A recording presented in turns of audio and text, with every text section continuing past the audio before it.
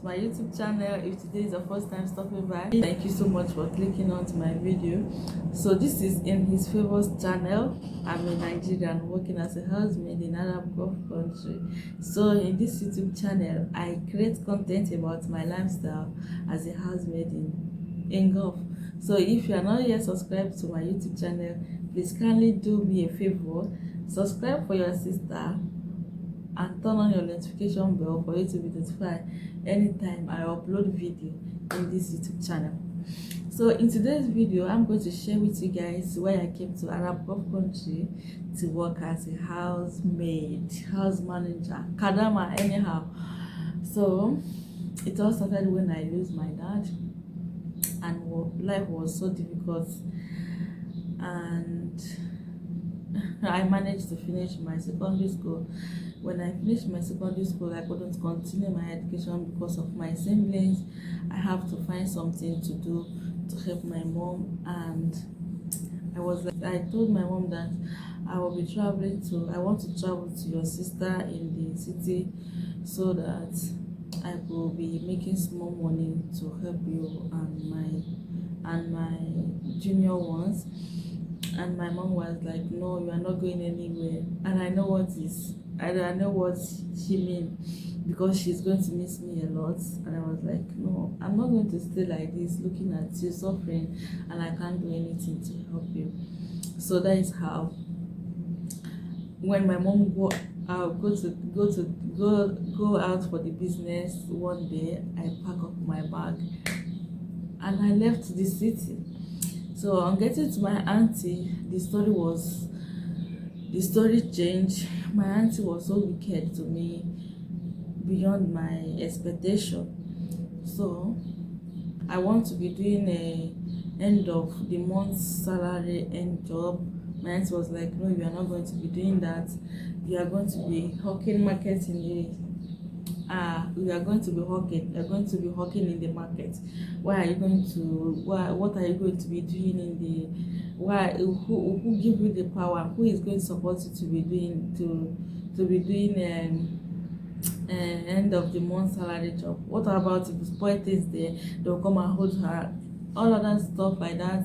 To cut the whole story short, I was like, okay, if that is the case, if that will make you happy, let me go and start up the business. And I start the business,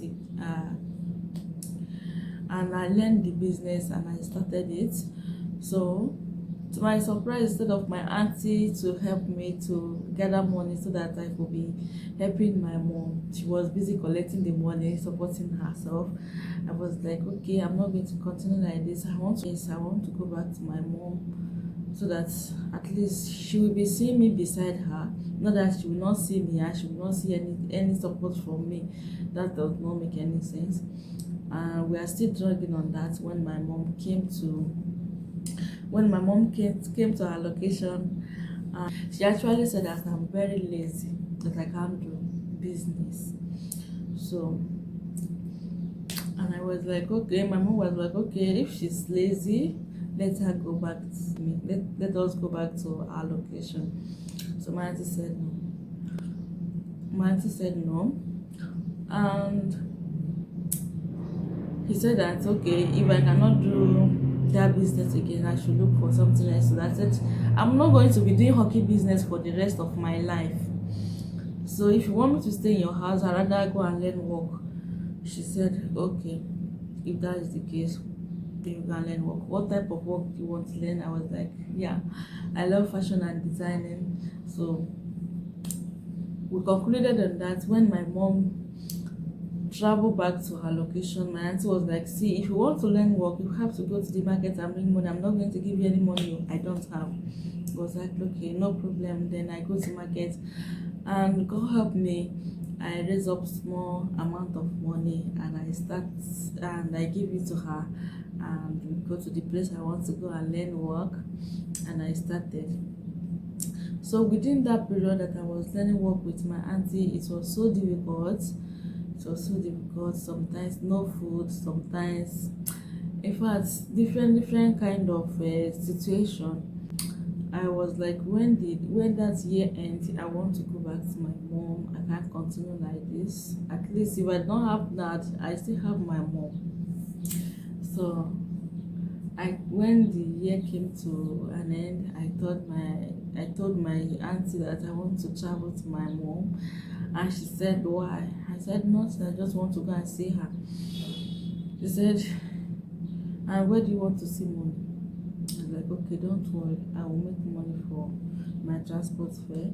And I go back to the market. God help me, within 1 week I was able to raise more money and travel to my mom. So when my mom saw me, she was crying, why are you like this? And she was so crying that if her husband is alive, I can't be going up and down like this to her sister, and her sister will be using me as she like. I was like, oh no, let's just forget about it. That is part of life.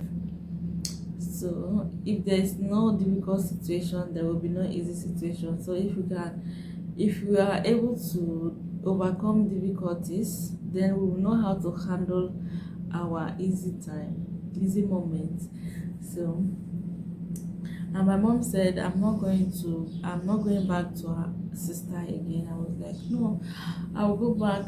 It's my money that I used to start up the place. I will not let my money waste just like that. That is how I go back and I stay with my friends. And within short period of time, I bless God, I graduated. So, and I started up my own business, my own shop, and I was so happy. My mom was so happy. To cut the long story short, one of our brother have a wedding ceremony at the village, so I traveled together with my mom to the village for the wedding, and that is where I met my husband, and we loved each other, and we agreed to marry each other, and we traveled to village and do the introduction and the necessary thing to do. And I go back to my location and he go back to his own location. So it was like January, and he said that, won't you come and know where I'm staying in Lagos, at least to see your home to be. I was like, okay, after season I'm going to come. So after the season, I traveled to my husband's place in Lagos. And I'm getting to my husband's place, something happened. After 1 to 2 months, I found out that I was pregnant, and I called her and told her that I'm pregnant, and she said, okay, since it's like this, then we are going to finish. We are still putting our wedding so far, and since I'm pregnant, we are going to do the wedding ceremony in short period of time, and we arranged and do the marriage, and we were married. We were happily married, and I was living a beautiful life with my husband in Lagos. After 9 months, God helped me, I put to bed a beautiful baby girl, and I was so happy. It started again when my husband's working place starts having problem with government, and before we could say Jesus is Lord, upside down. So we're still managing and planning on how to sit up with life when I got pregnant again, and I told my husband, see, I'm pregnant, what are we going to do? He was like, no problem. I was like, no, there's problem. My baby girl is still like a year and either 2 months or 3 months, and I'm pregnant, and you're telling me no problem, but there's no money, nothing. How am I going to cope with it? And he told me that he always a man of faith. He told me that God has put it there. We know how to take care of him or her when he came out, and even during this pregnancy, he's going to do his miracle. He's a miracle working God. I was like, after 9 months, exactly the month that my baby girl was 2 years, I put to bed, and God blessed me with a bouncing baby boy. So we're happy. So life was so difficult, life was so terrible. To eat is another story. So sometimes I will have to go to travel down to my mom with my kids to spend some time with her and come down to Lagos. So that is how life continue. And one certain time that I traveled to my mom place, I met my auntie, and my auntie was like, "You are overstaying your welcome in our place, so in our area. What are you still doing? Go to your husband though." Was like, "Auntie, you can't understand." Was like, "What is going on?" And I explained to her, and was like, she too is having her own challenge, and that is not what I'm going to be talking about here.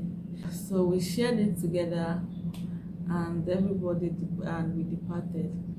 So when I traveled back to my location, my brother came to visit us. So and he told me that, "Do you know that your auntie have traveled?" I was like, "Wow, to where? How?"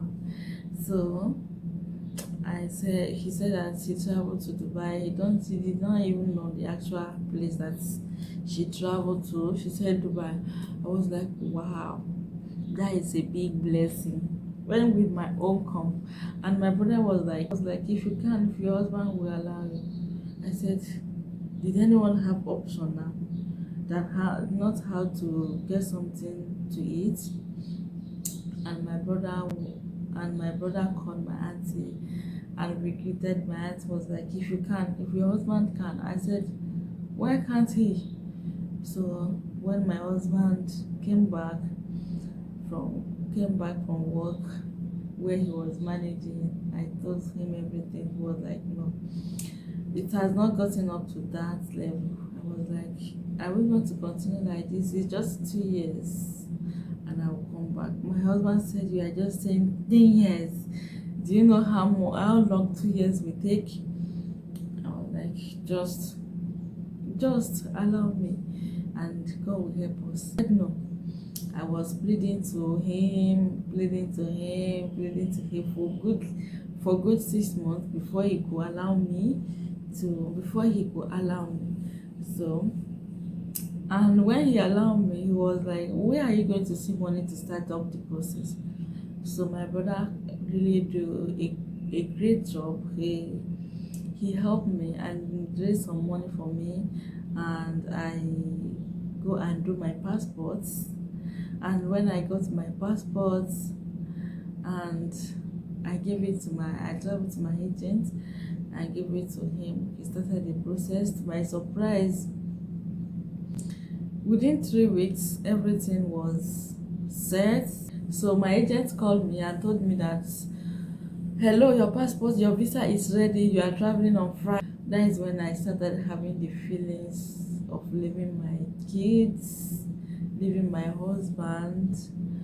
It's not as easy as anyone can think of, but I thank God for life today.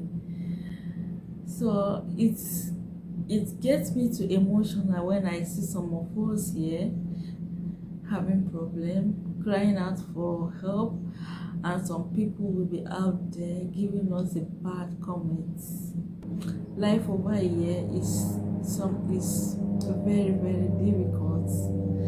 Staying with people you don't know, trying to make peace with them, trying to do things in the way that they will like. Life over here is very very difficult. So anybody that cry out for help will know that it's getting up to her life. Know that her condition wants to take up her life, because before we can came here, we did not came here to enjoy, we just came here to contract 2 years. So we know that actually we are going to face some time. But any person that cried out for help, don't stop. People outside there should just stop giving them a bad comments. It's not good. Just stop giving them a bad comment. If you don't know what to help them with, kindly say God will help you and bring you out. So that brings me to the end of this video. If you like my video, kindly share, leave comment down below, and subscribe to my YouTube channel. Turn on your notification bell for you to be notified anytime I upload video in this YouTube channel. So thank you for watching. See you next time in my next video. Bye.